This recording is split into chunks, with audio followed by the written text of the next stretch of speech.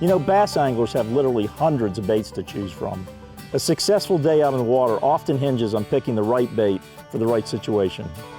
Unfortunately, it's easy for an angler to make the wrong choice when they don't fully understand the nuances of rigging and presentations. In this Beyond the Bait video series powered by our friends at Streamlight, I'm going to offer a uniquely technical focus on the best baits for bass fishing.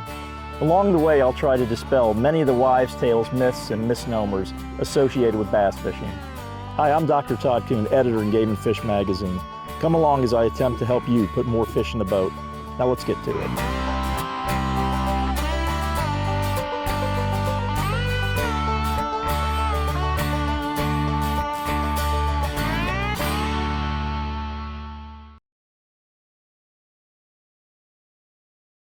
As we've seen, choosing the right bait, the right hook, the right line, the right rod, the right reel, they're all very important and critical to how many fish you catch.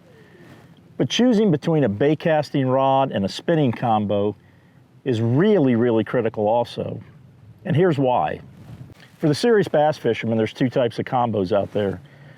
There's a bait casting combo and there's spinning combos.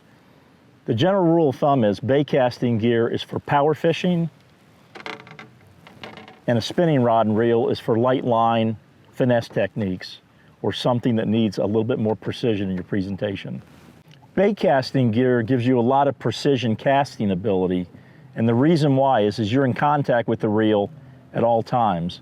Your thumb is on the spool feathering the length of the cast or feathering how the bait enters the water.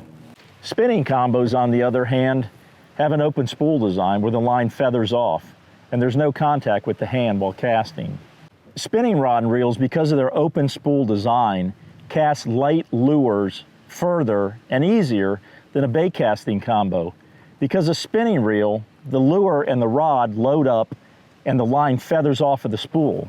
On a bait casting combo, on the other hand, you have to, when you cast, you have to rotate the spool. So the lure is pulling the spool into rotation, which adds drag and shortens casting distance and requires a larger bait to make a long cast. With the open spool design and the way the line feathers off of the spool with very little friction, spinning reels are great for small lures like finesse stuff, shaky heads, drop shots, little tube baits, anything that's light and needs to be cast long distances. The main advantage of using a spinning combo is the fact that you have a lot of control on the rod and reel. If you'll notice, I'm right-handed, so I cast right-handed with my dominant hand, and then I work the bait with my right hand, which is the dominant hand.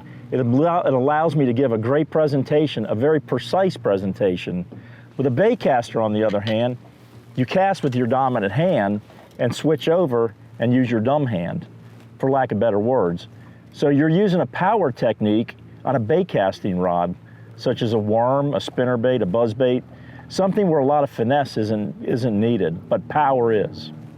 Another thing to keep in mind when choosing between a spinning rod and a bait casting rod is line choice. If you need a light line for the application that you're fishing, you're going to want to go with the spinning rod. If you want a heavy line for the application that you're using, you absolutely have to use a bait casting combo. You're matching the rod and reel, the power of the rod and reel, to the line class, both in spinning and in bait casting. Hey, thanks for joining us on this episode of Beyond the Baits, powered by Streamlight. I hope some of the information contained in this video will help you become a better bass fisherman. For more information about bass fishing and other outdoor topics, join us at gameandfishmag.com or pick up a copy of Game and Fish on a local newsstand near you.